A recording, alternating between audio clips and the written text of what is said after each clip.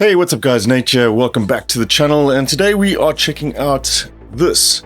This is the FreqTube, the FT-1 from Freqport. It is not exactly hardware, but it's also not exactly software either. This is essentially a analog tube processing unit, but it does not connect via the sort of regular quarter-inch jack outputs or anything on the back here. This is entirely being run over Freqport's proprietary USB interface. It's a USB-C connection. And what's special about this unit is how well it integrates into your DAW environment. Now, let's just talk a little bit about the unit first. It is a solid chunk of aluminium. It's really nicely built. You do have this pretty cool little color display on this. You can set up these macro controls to work with the plugins that come with this or that drive this unit. It is essentially a high-quality digital audio converter that runs audio from your DAW. It is processed by these analog tubes inside here and then passed back into your DAW again. Now, you can run this in a variety of different modes. You can run this as 4 mono channels. You've got 2 pairs of tubes. They both sound slightly different. So you've got essentially 2 stereo channels, or you can have 4 mono channels of audio running on this. So 2 instances of the plugin in your project at any given time, or 4 instances of the plugin running in mono with mono capabilities. I, for the most part, have not been using the front panel much. It's been living in my rack. If you want to keep this on a desktop, it does work really well. This has just been living in the rack here. They do actually sell a rack mounting unit as well, which you can buy additionally to this. And you can also stack, I believe it's up to 4 of these devices can be stacked. Now, there is video content out there already running through how this works. So I'm going to kind of just do a quick overview of the plugin and what you can do with it. And then I want to kind of look at where I think this really shines. I've seen a lot of people using it just as a sweetener on sort of mastering chains and things like that. In most of those cases, you have to be quite gentle with the tubes, but there's a lot of application where you can kind of go to town and really try and stretch this a little bit further. For somebody like me, for example, I work with a lot of synthesizers, especially plug-in synthesizers as well. This is fantastic if you want to run your analog modeled VSTs into this inside of the DAW, and it just adds that extra little bit of oomph that you need to that little bit of analog sheen to it. Right, so enough of me talking about this. Again, I'm going to put this back in the rack because it functions just fine as a plugin, and you'll be amazed how seamless this whole thing is. Let's just plug this back in again and we'll jump into the DAW and take a look at how to use it. Right, so first, before we get started, Freqport sent me the unit to check out and to keep. It's not a sponsored video at all, but full transparency, I am slightly biased in this as well. I do know the developers fairly well. I have known them for a number of years. But I'm going to try and keep this less about a review and just kind of how you can use this. I've seen quite a lot of people using this just like on buses and things like that. And I do believe that there's some more interesting ways you can leverage this device as well. I will give you my thoughts. I'll tell you right now that they are very positive. Take it or leave it. But let's just dive in. I want to just give you a very quick rundown of how this works and then just show you some pretty cool examples of how I've been using this in my projects so far. Right, so I'm in Bitwig. I've got just a random drum loop that I've pulled in here just so we can get some audio into this. Now, this is as simple as just loading up a plugin. And there you go. We now have a connection to the hardware, the analog signal path in there, fully latency compensated. The filters that you have on here are actually in there as well. They are hardware filters, but they are digital. So digital filters, analog signal path through the tubes and then back into your system, fully latency compensated. Now, I say latency compensated, they are not without latency, just so that you understand that. Like if we take a look at the plugin here, you see we are getting 75.6 milliseconds. Kind of par for the course though. Most plugins have some sort of latency in them, this being because it's actual physical hardware. Any sort of limiter or whatever is going to have the same kind of thing. The main issue here is that there is 0 timing issues when it comes to using this within a DAW. There's no delays, you don't have to compensate for anything, it's done automatically because of the way that this interface of theirs works. Now, this becomes really handy when you get down to things like processing audio and printing it. Like, you are going to have to run this in real time because it is physical hardware, but again, because it's latency compensated, we can just go and add some drive to our drums here and just...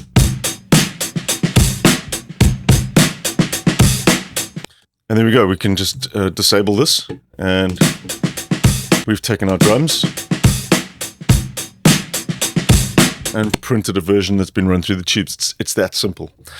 Let's take a look now at the interface here, because there's quite a bit of sort of sonic shaping that you can do at the plugin level here as well. It's quite a flexible setup, this. As I mentioned, you've got the 4 different tubes here. You can switch between them within the plugin pretty easily. We can disable these 2, which will then give us access to these other 2 here. You can't access 2 different tubes. They both have slightly different sounds, obviously. The plugin won't let you do that. But if you want to experiment with that kind of thing, because of how simple it is to move things around in the setup, we could just bring in something like a stereo split if you're working in Bitwig. There's other ways you can do this in other DAWs, but I can just take my FreakTube, add one to the left if I want. And let's say I want to pick this this tube here. The other benefit of this plugin is obviously because you can recall settings. Once you've set this up, and let's say you want to move another one somewhere else, you can just duplicate it and drag that into the right. And now, because we have one set up with mono and one set up with the other tube, we can have the tubes mismatched on either side as well. So if you want to go ahead and do that, that's totally possible. So let's just go back and just take a look at what is on hand inside of the plugin itself.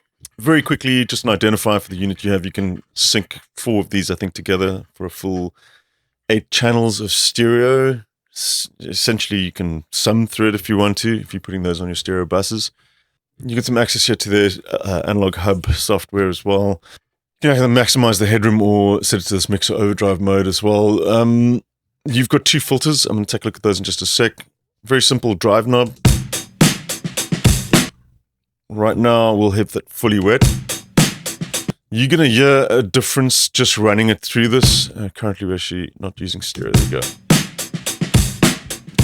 go. It will impart some sound even with no settings turned on at all. But let's just drive this now and take a listen to what it's doing. I'm trying to volume compensate as we go, but this is not a scientific comparison at all. This is just so you can get a vibe for the sort of color that comes out of this, the flavor that this box gives. You can drive this really hard if you want. Let's check out the harmonics as well.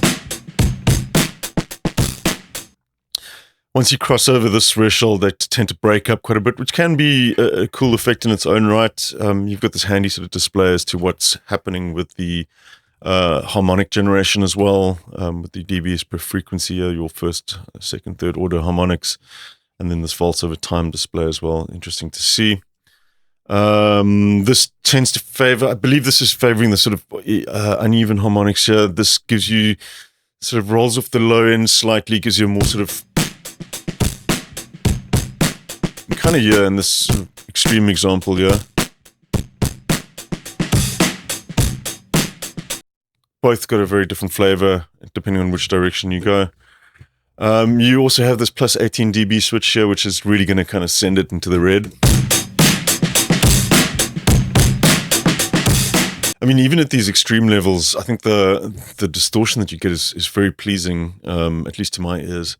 So another handy little control down the bottom here, this invert signal. If you run these together, wet and dry, like I said, you're going to get some signal change because it's passing through hardware even without dialing up any drive.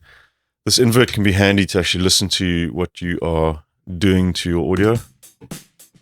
That's inverting the wet signal and comparing it against the dry 100%.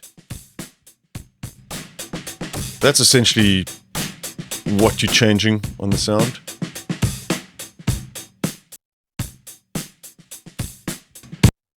Cool. That also comes in handy when you start filtering things. You can get some nice effects with that too. So let's take a look at the filters now. As I said, these are digital filters on the actual hardware itself, but you can control them like you would in any plugin. They're particularly handy for kind of focusing specific areas. The primary filter is going to be the filter on your tubes. So the signal that's running through the distortion circuit, if you put that into 100% wet, you're going to have control of that. So you could decide that you want to focus via a bandpass filter specific area. I find this is quite nice to actually focus the tops and add a little bit of sizzle to drums. We can then just blend that back in with the dry signal again now. I'll just make it a little bit more extreme so you can hear.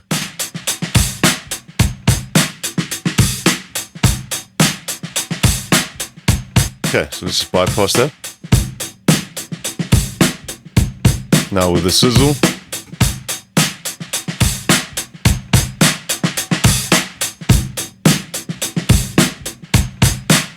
And we can go the other way too.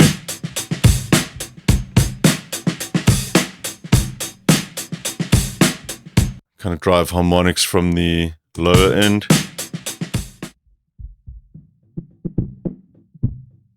Maybe you want to push a sub further up the spectrum to kind of get it out in smaller speakers or something like that.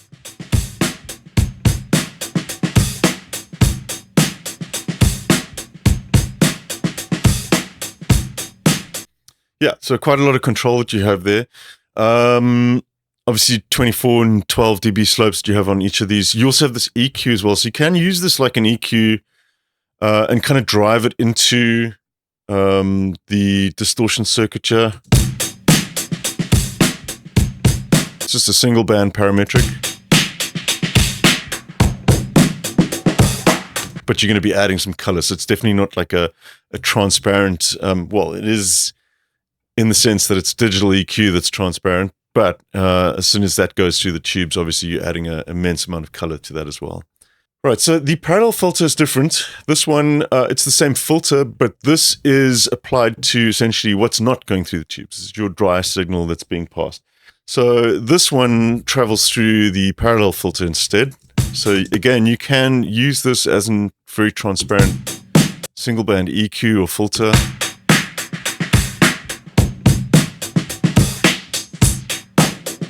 And that's being applied to the dry only. And obviously, come back here, you can have one dry and one wet. So now you've got two bands of EQ essentially.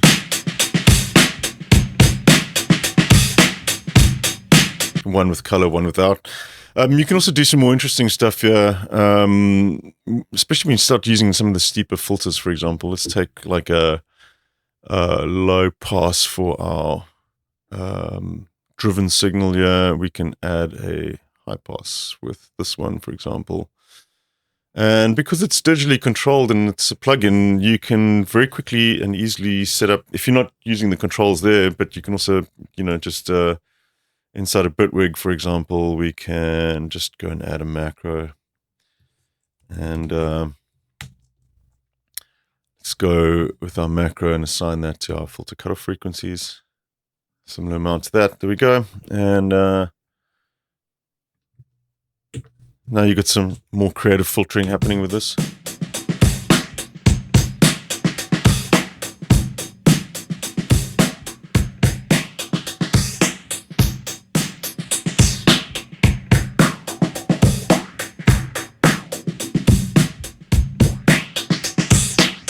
So those are more sort of creative applications. You can just mess around with the filters and you get some pretty interesting options in terms of how it's going to color your sound and how it's going to filter things and so on. So quite a bit of flexibility there. I want to just take a look at how I've been using this a lot now, and how you can kind of take this flexibility and really, you know, try some pretty interesting stuff with it. First thing I wanted to show you, and I think this is just such a great use case for this device. For somebody like me that works a lot with plugin software, particularly synthesizers, this is just, it's the cherry on top when it comes to processing an analog modeled synth. So this is one that I really like. This is the Legend HZ, the new version of it, the 6 oscillator version from Synapse Audio.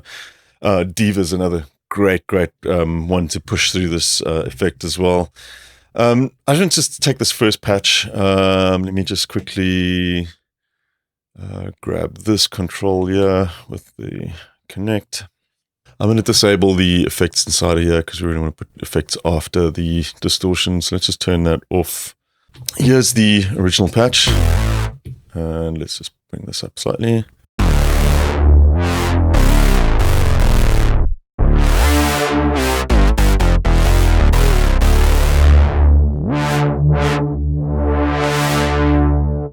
Now that sounds pretty big, and I love that first patch on this.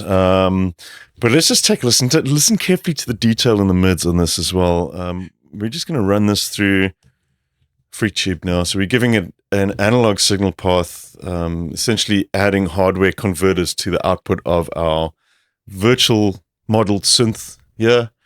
And I'm not even going to go too extreme. Just give it a little bit of drive, like 3 dBs. I'm going to leave it mostly wet as well. Let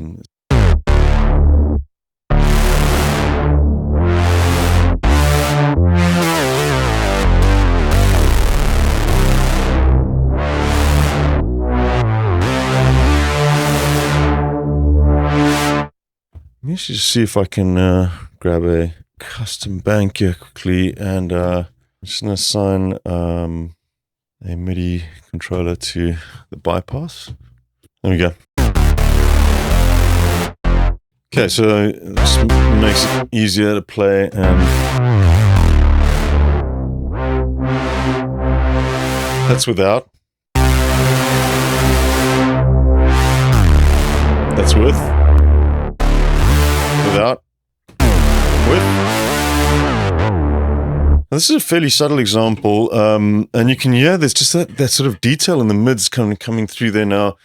That bite. I'm going to drive this more now and just take a listen. Again, we're kind of pushing that quite hard here. We'll just try and drop that off a little bit.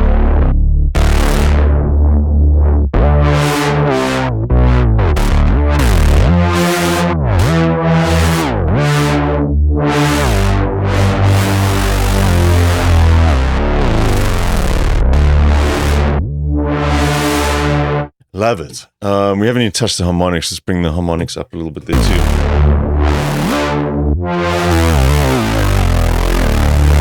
Oh, okay. And let's just go full nuts on this as well. Let's just go 18 dBs as well with the boost. Let's drop the volume just so we don't upset the neighbors too much. And I'm just going to boost the resonance a little bit, kind of push the resonance through this. Just take a listen now. Let's go bypassed first.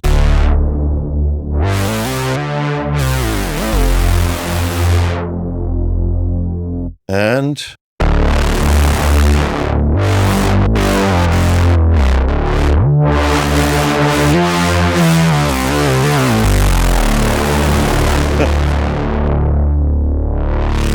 now, I'm not a DSP coder, but I've always kind of thought that, you know, in terms of what I've experienced in software, that getting distortion, nonlinear distortion like this right is probably one of the harder things to do when it comes to emulating stuff. This sounds kind of alive to me, which I really like. I've got a few saturation plugins that I love too, but there's definitely something really special about the tone that I get out of this. Yeah, and like I said, you can target this to pretty much, particularly the synths. I run this just full on into the full wet on this. I really like the tone of it, but you can be a little bit more subtle, run through the dry through it as well. And let's back that down. And again.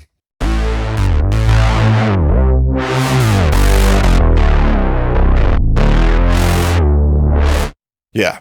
Okay, so I want to show you another way that you can kind of really start getting creative with this too. I'm just going to pick a different sound here. And oh, there's something a lot of resonance as well for you. Oh yeah.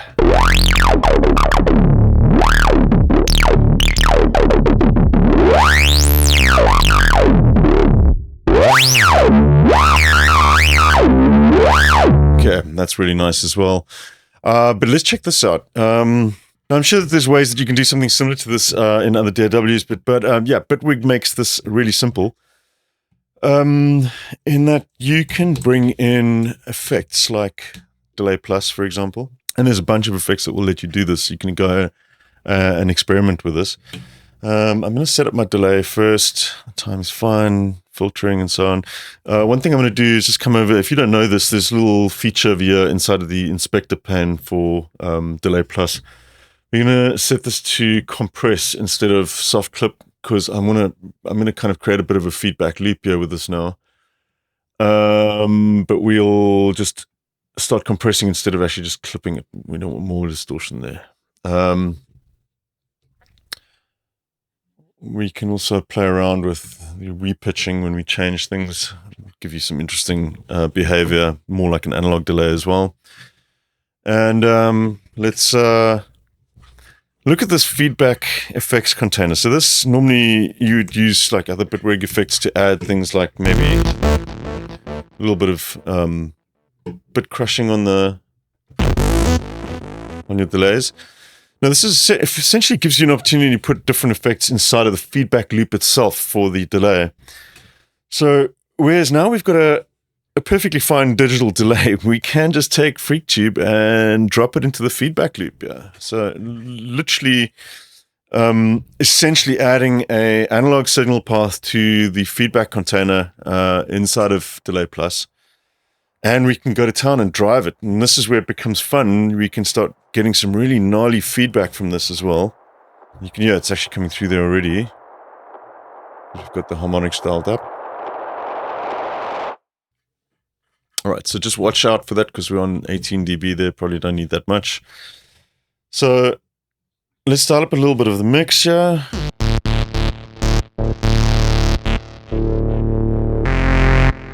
Okay.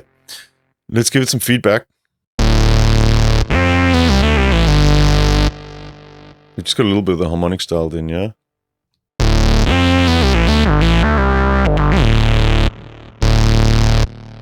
Okay, so we're pretty tame still. I'm going to take a little bit of that off. What should happen when we start driving this now?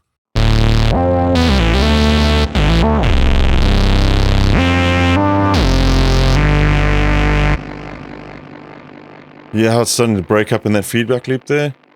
Take the harmonics back off again. Leave that on full.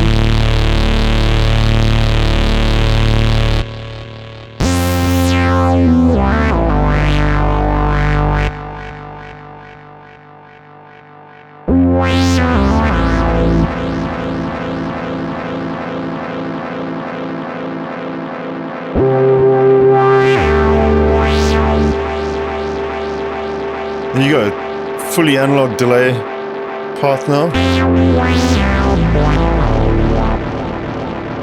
Get that nice little break up again there.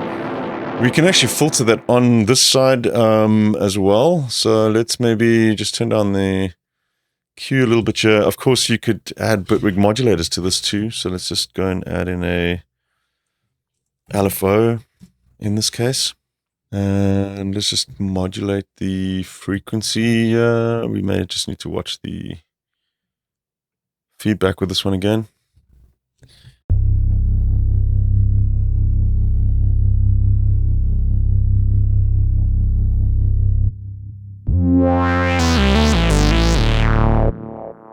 So we now have the filters on the actual FreakTube.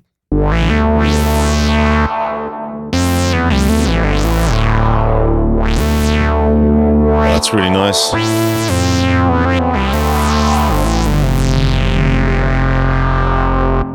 You can even use it in conjunction with the diffusion algorithms. Yeah, I can play around with this one too. Maybe give it a little bit of diffusion as well.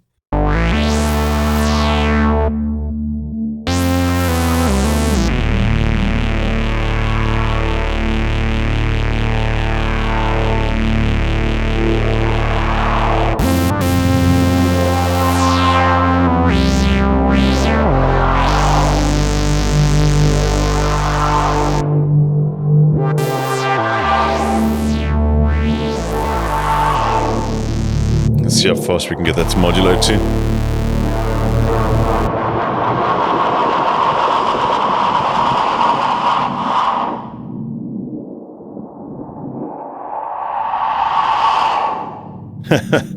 Yeah, so just because of the way this is designed and how easy it is to integrate with all this stuff, there's a lot of this kind of experimentation that you can do with having this analog signal path that you can insert into different things and mess around with it. I find it actually works quite nicely with even with the reverb. Yeah, you can just add this extra sort of level of detail by dropping it into the reverb tank. And obviously we've got the ability to put in a second one here now too, because we've got 4 tubes, obviously. Right, so now we've got one running on our reverb. And this is not on the reverb, it's inside the tank effects. So it's within the inner workings of this as it's being diffused and stuff. We can add a little bit of that kind of drive in there now too.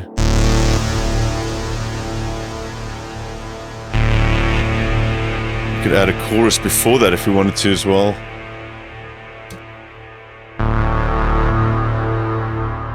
Can add a little bit of chorusing and then run that through the analog tubes.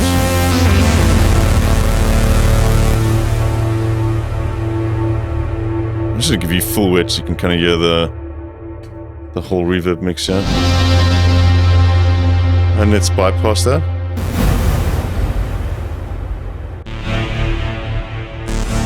Just pay special attention to the mids.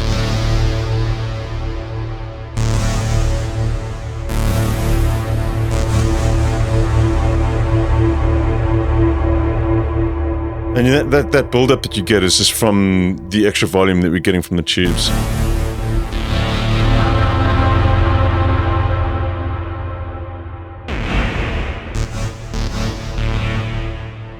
Yeah, I mean, you can hear the difference it's making there. I mean, some of these are fairly extreme examples, but just the fact that you can do it so easily is what really impressed me.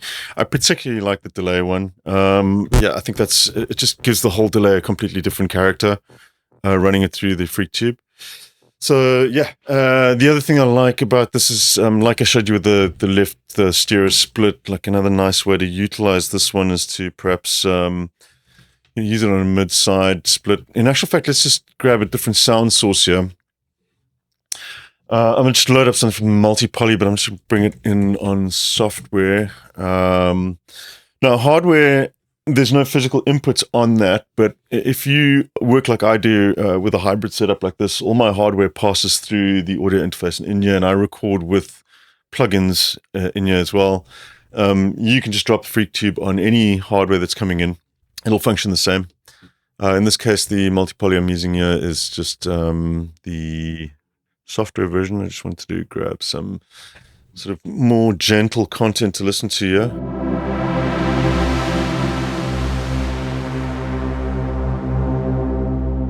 And once again, I'm going to use this slightly more subtly now. I want to just take a listen to the detail and how it opens up the sort of mid-ranges. With FreakTube enabled. Again, this is just with no drive. Let's bypass it again. And I'm running this pretty much full width through the tubes.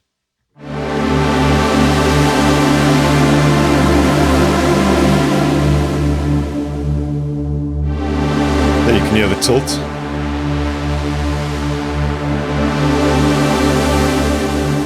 Can be quite nice to offset slightly as well. Again, just adds a sort of three-dimensional kind of quality to your sounds. But let's just bring in some of the harmonics now. More subtle with the harmonics and a little bit of the drive. Blend it with the signal again.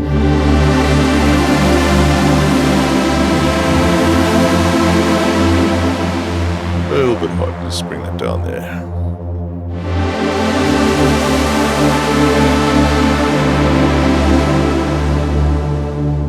It's got this really nice width in the mids that just kind of opens up. Now, like I said, one other place that I like to use this actually is on the mid-side split as well. And then once again, you can just kind of drag these around pretty easily inside a Bitwig at least, and experiment with the placement of these in conjunction with how you're mixing. So that's running just on the side channels now.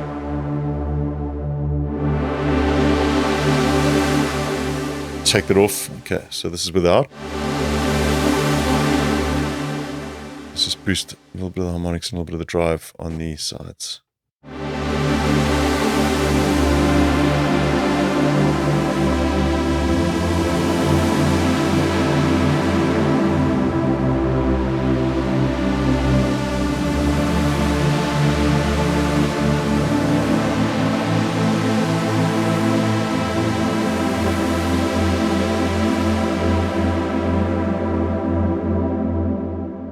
Yeah, I really like it. You know, really going from subtle to quite full on, you can leverage this in either direction. I mean, yeah, I've used it, like I said, I've used this on sort of mastering situations or on mixed buses and things just to add a little bit of color. It works great like that. I think that's what I've seen most people do, is using it subtly, but I actually am a really big fan of using this in more extreme cases or more focused cases like this, where you're processing instruments to give it that sort of extra 10% to really kind of make your virtual instruments sound a little bit more authentic, I guess. Yeah, I think it's fantastic for that. And then obviously, you know, on a mix bus or whatever, having it this easy that you can process stuff there is fantastic. The convenience, really. I mean, it sounds top notch.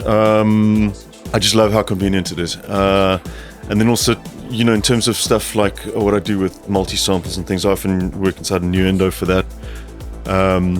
Now, like I said, you do have to process these and have it run in real time when you are bouncing. But if you have a bunch of cycle markers set up in Nuendo, which is what I do when I'm processing multi-sampled instruments, it's all automated, so you can just hit play and it will process an enormous amount of samples. You'll obviously just have to give it some time to let it run its course. But I think for anybody doing sort of sample libraries and things like that, this is a super cool tool as well to just elevate your stuff slightly and essentially just run it through an analog signal path, and you end up with analog processed samples. Right, so final verdict. It's not the cheapest piece of gear. It is a bit of an investment, but it is high quality sort of boutique hardware unit this. So I think, considering what you're getting with the 4 tubes, I actually think it's actually a pretty good deal this. I just think the ease of use, how easily and how flexible it is to kind of integrate this into a system. It's really cool. I haven't had a chance to try out the Freak In and Out, but from what I've heard, it's really good as well. It works. Same functionality. You actually get the plugin installed as well. Similar functionality in terms of how easy it is to drop a piece of hardware into an insert point in your channel somewhere. Again, perfectly latency compensated as well. Yeah, I think they're really, really clever. I'd love to see them do something like a compressor or something like that as well, digitally controlled like this, that you can just plug in. I think for somebody like me that works a lot with plugins, it's a really, really cool option to have this, just to add that, like I said, that extra 10-20%, that little bit of extra sheen, a little bit of presence that you want. Anyway, so that's the Freport FreakTube. Go check this one out. Right, okay, cool guys. If you enjoyed the video, please hit the like and subscribe, all that jazz. You can go check out Patreon as well, and what I will do as soon as I can find some time is I'll actually do some samples for the Patreon page and process a bunch of drum sounds and things through the tubes. You have some access to some tube processed packs. You can see what it's capable of as well. I'll get those up on the Patreon page at some point soon and let you guys know. Otherwise, thanks for watching, thanks for tuning in. I'll leave a link to FreakTube down below if you want to go check this out. Otherwise, yeah, I will catch you soon. Till then, take care.